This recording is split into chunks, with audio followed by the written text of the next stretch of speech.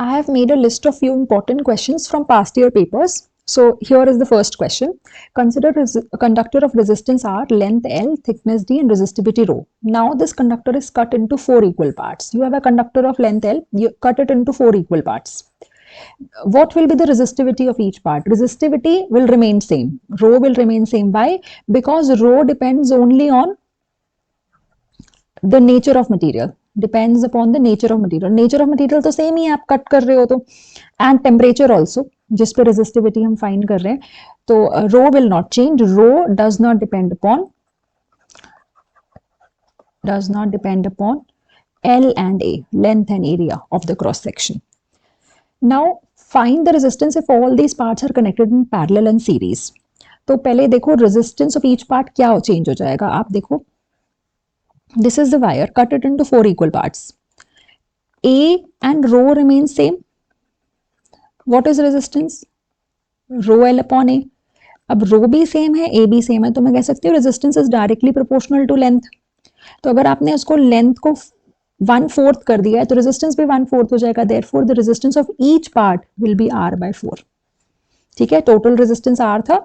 Now आपने length को 1/4 किया तो resistance भी 1/4 हो जाएगा.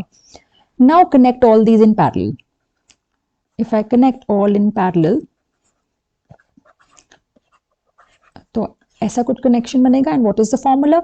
1/R1 plus 1/R2 plus 1/R3. ये formula लिख रही हूँ अभी मैं. 1/R4 is equal to 1/RP.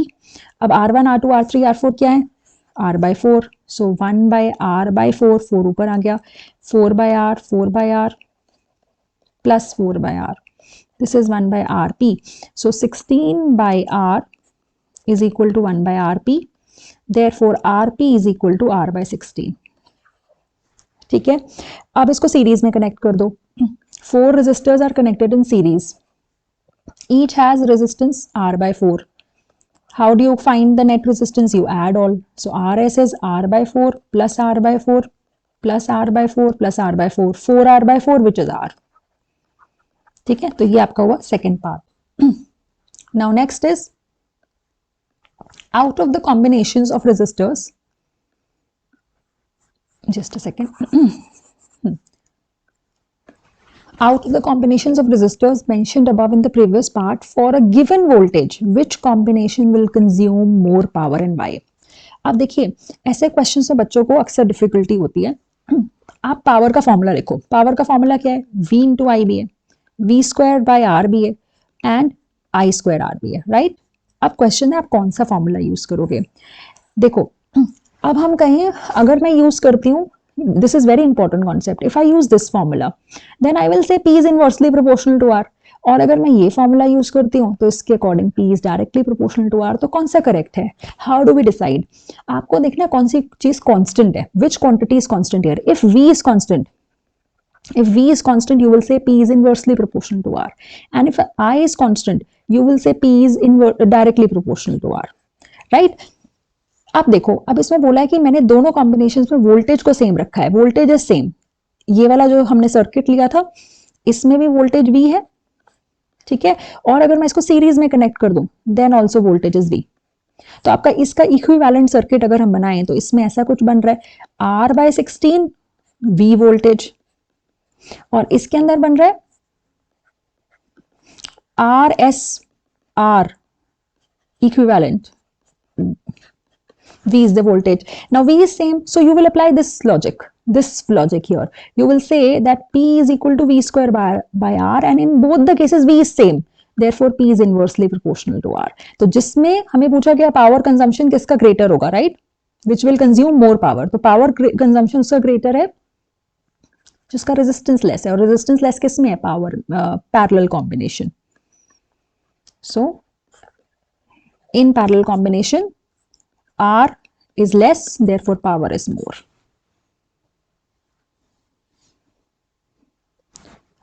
Next question. On entering in a medium from air, the speed of light becomes half of its value in air. ये air है, ये एक medium है. So when the ray of light enters here, the speed of light becomes half. यहाँ c है तो यहाँ पे velocity हो गई c/2. It becomes half of its value in air. You have to find the refractive index of that medium with respect to air. Refractive index of medium with respect to air का formula क्या होता है? Speed, ये वाला जिसके respect में होता है वो न्यूमरेटर में आता है, तो speed of light in air upon speed of light in medium. Now what is the speed of light in medium? C by 2. So n is 2.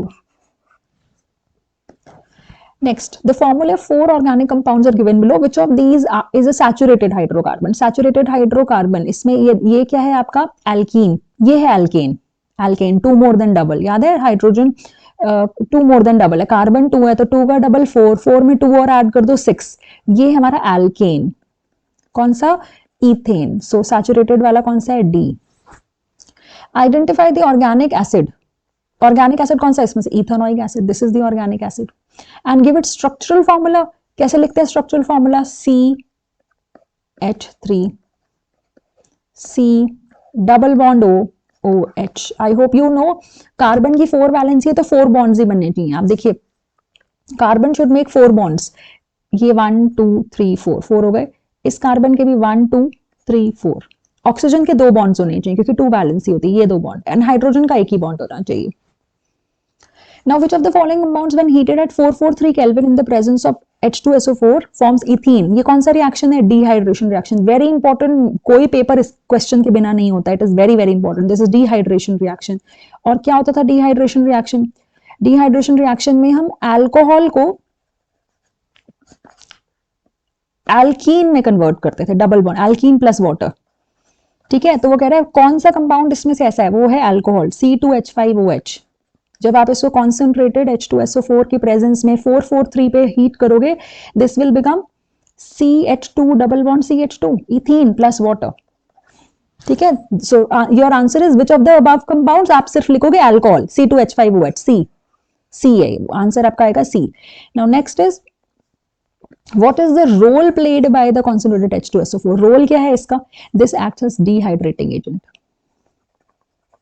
Dehydrating agent. क्यों dehydrating agent? Dehydration क्या होता है? Water का remove. Body में dehydration मतलब water की कमी हो जाना. Because it is removing water from alcohol. That is why it is dehydrating agent. Also write the chemical equation involved. I've written. Next is अच्छा, if you want me to add more questions, I've made a small list, छोटी सी list बनाई है, तो अगर आप चाहते हो और ज्यादा questions add करूं, please write in the comment box. I will add more questions and also I will add maths questions after your science exam. Next पे आते हैं. Give a chemical equation in which B and C react. B and C react. अच्छा, ये क्या है? Ethanoic acid. ये है ethanol. Ethanol plus ethanoic acid कौन सी रिएक्शन है? Esterification reaction. तो बोला है वो रिएक्शन दो जिसमें वो एक्ट करते हैं इन प्रेजेंस ऑफ H2SO4. ठीक है, तो रिएक्शन लिख देते हैं. Ethanol CH3 CH2OH. ये इथेनॉल है. Ethanoic acid CH3COOH. कैसे रिएक्शन कराते हैं? यहाँ पे एक ब्रेक लगाओ, इधर भी एक ब्रेक लगाओ, आप कंबाइन कर दो इनको. CH3COO CH2 CH3 plus water. ये वाटर सेपरेट हो गया, ये वाला ये वाटर सेपरेट हो गया. और यहाँ एरो पे क्या लिखते हैं? Concentrated H2SO4. ठीक है, so this is esterification reaction. अच्छा, क्वेश्चन है name the major product form. What is this? This is ester. Ester. और इसका नेम वैसे क्या होता है? केमिकल नेम क्या है इसका? देखो, ये वाला जो होता है ये इथानोएट आयन है और ये इथाइल ग्रुप है. Ethyl इथानोएट.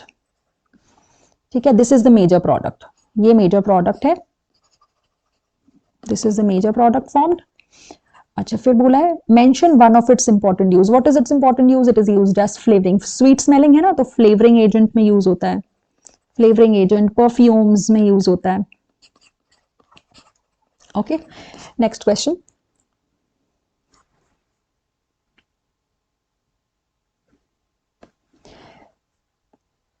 Explain giving reasons the bending of the shoot tip of a plant towards light source coming from one side of the plant. ये बहुत बार आया है और बहुत सारे पेपर्स में ये वाला क्वेश्चन है.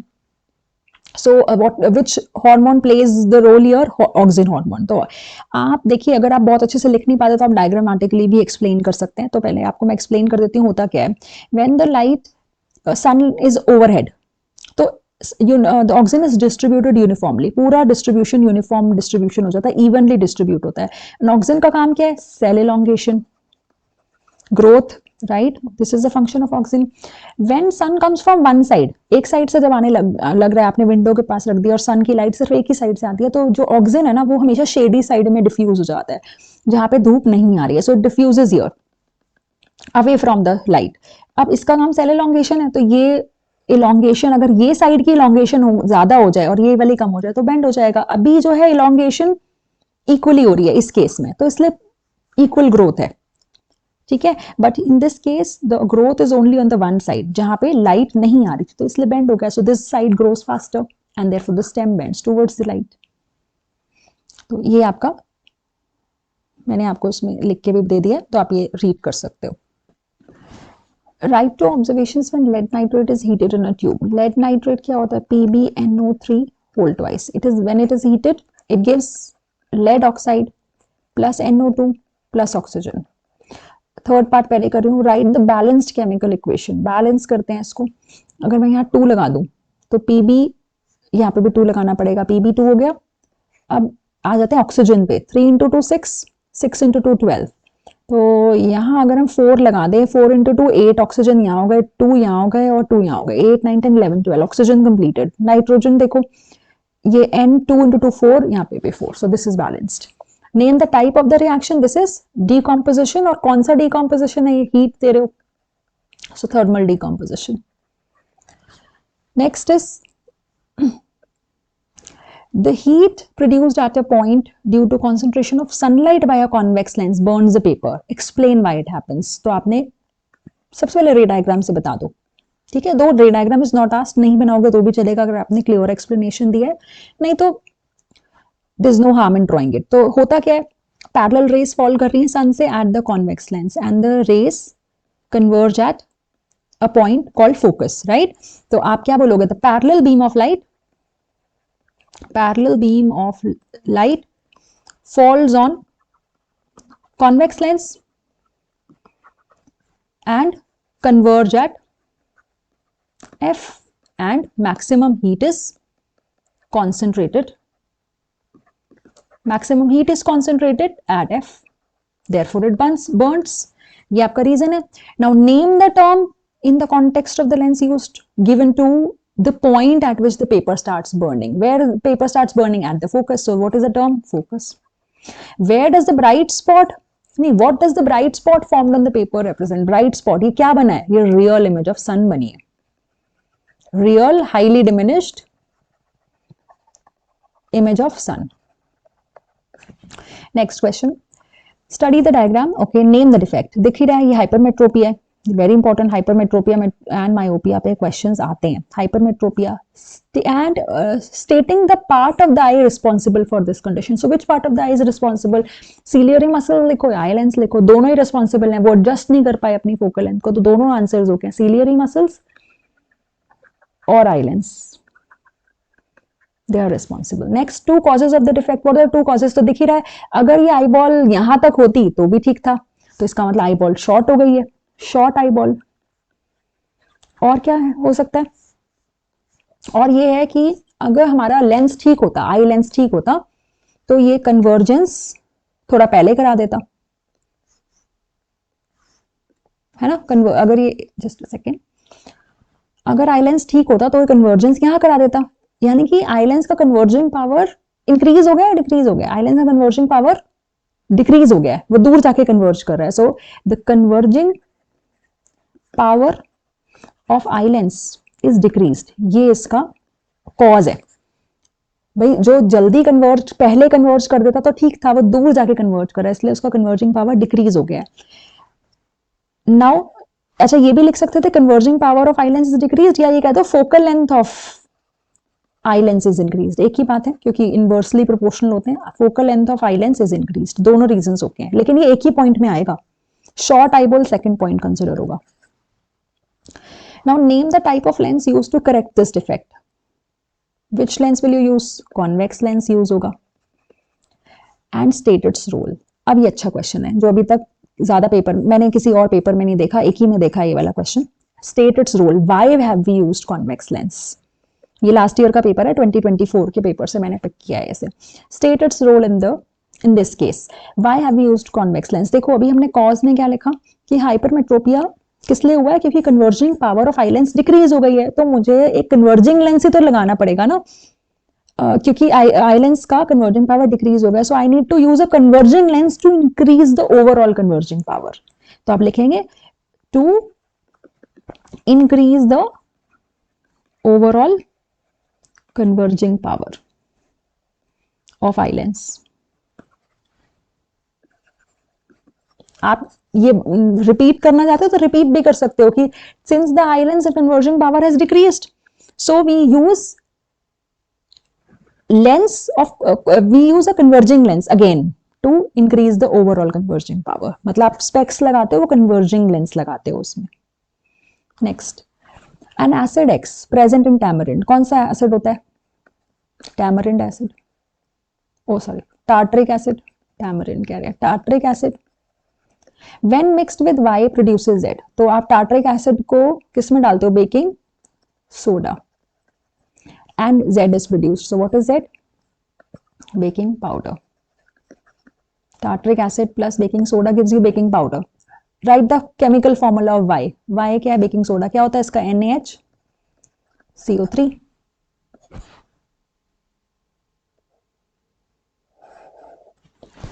Okay, next is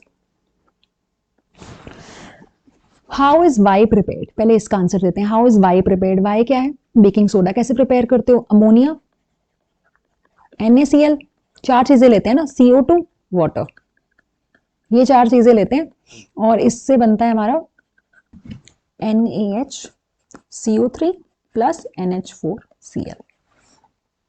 Now how does it help in making cakes soft and spongy? CO2 का इवॉल्व होता है, CO2 इवॉल्व होता है, तो आपको वो बताना है अभी। And illustrate the reaction with suitable chemical equation. एक तो ये हो गया, दूसरा केमिकल इक्वेशन क्या होता है? NaHCO3 plus H plus aqua science, याद है? उसको हीट करते हैं।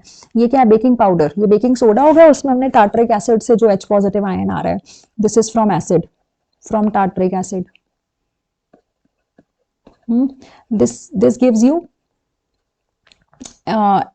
sodium salt, Na salt plus H2O plus CO2। Now due to this CO2 the cakes become soft and spongy। ये लिखना है आपने, due to the gas CO2 evolved, cake is soft and spongy। next है write the name and chemical formula of a mild base other than Y। Y क्या था हमारा? Baking soda. ये भी एक एंटासिड कैसे यूज करते हैं, but you have to tell another mild base which is used as an antacid, that will be milk of magnesia. लेकिन मिल्क ऑफ मैग्नीशिया का कॉमन नेम, केमिकल नेम क्या होता है उसका? Magnesium hydroxide. ये होगा chemical name. And what is the chemical formula? That will be magnesium MgOH whole twice. Next, very good question, ये भी 2024 पेपर में से ही है। The potential difference across the two ends of a circuit is decrease to 1/3 of its initial value while the resistance remains constant. तो कैसे करें? ऐसे क्वेश्चन हमेशा टैबुलर फॉर्म में, टेबल बनाओ, देखो क्या क्या क्वांटिटी सेम है। बोला है V जो है वो 1/3 हो गया, R सेम है, आपको I बताना है, what will be the change observed in the current. Now what is I? V/R, इसको 1 ले लो। I2 क्या है? V/3R, right? मतलब V की जगह पे V/3 डाल दिया। अब जब भी पूछे व्हाट हैपेंस, तो आप हमेशा ना I2/I1 न्यू अपॉन ओरिजिनल, क्या आया? 1/3, सो करंट बिकम्स 1/3। और ये भी नहीं करना, अगर हम लॉजिक की बात करें तो लॉजिक भी बता देते हैं।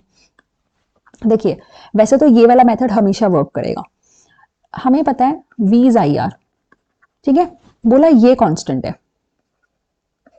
ये कांस्टेंट है। मैथमेटिक्स समझते हो, जैसे y is equal to 4x मैंने बोला, अगर ये कांस्टेंट है तो y और x डायरेक्टली प्रोपोर्शनल हो गए ना।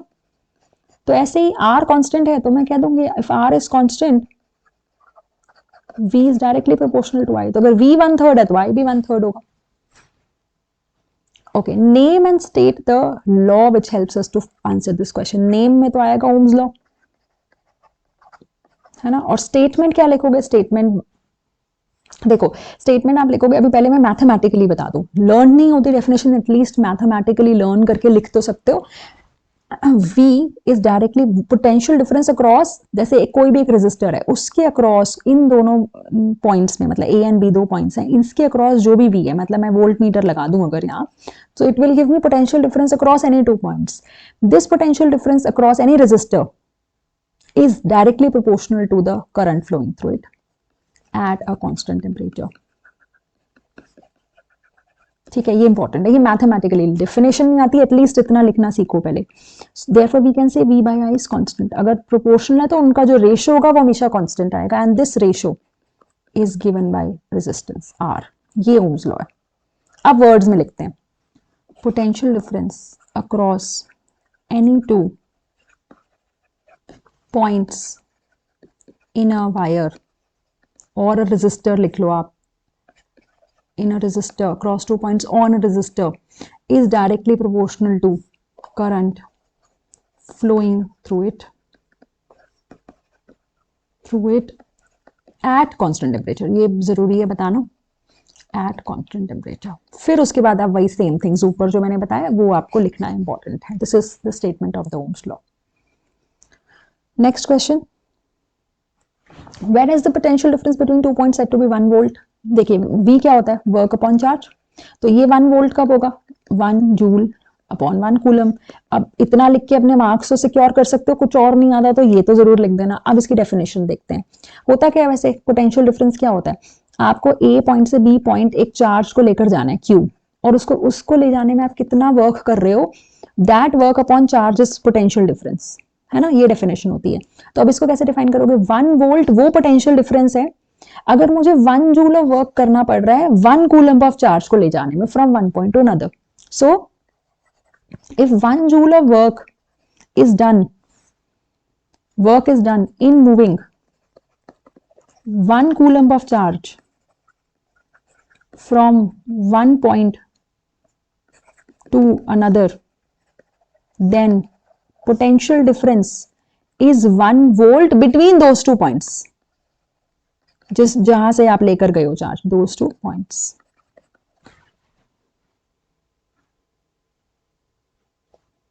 Next question. Copper wire has diameter of 0.2 mm. तो इससे रेडियस साथ साथ पहले ही लिख देना ये सब, ठीक है. Radius is 0.1 mm, which is 0.1 into 10⁻³ metre. Resistivity given है, लेंथ फाइंड करनी है, रेजिस्टेंस 14 मीटर है, ठीक है. So are very easy question. आर इस बच्चे, लेकिन इसमें ना क्वेश्चंस कैलकुलेशन एरर बहुत करते हैं. You have to find length here. तो R A upon rho is L, R pi R square upon rho is L. इतना तो लिख के अपने मार्क्स सिक्योर कर सकते हो. यहाँ तक बॉक्स में डाल दो. अब वैल्यूज डालते हैं. आर हो गया 14 था ना, 22/7. रेडियस है 0.1 10⁻³ 0.1 10⁻³. दो बार लिखा है, स्क्वायर था. रेजिस्टिविटी थी 1.6 10⁻⁸. तो ये कट होके 2 हो गया. यहां से आया 0.4, नो 0.8, ये हुआ 11, ये हुआ 4. तो 11/4, ये डेसिमल मैंने यहाँ से कट कर दिया है. ये हुआ 10⁻³ -6, और ये हो गया -6 + 8 10⁻², और एक ये 10 और है 1/10. तो 11/4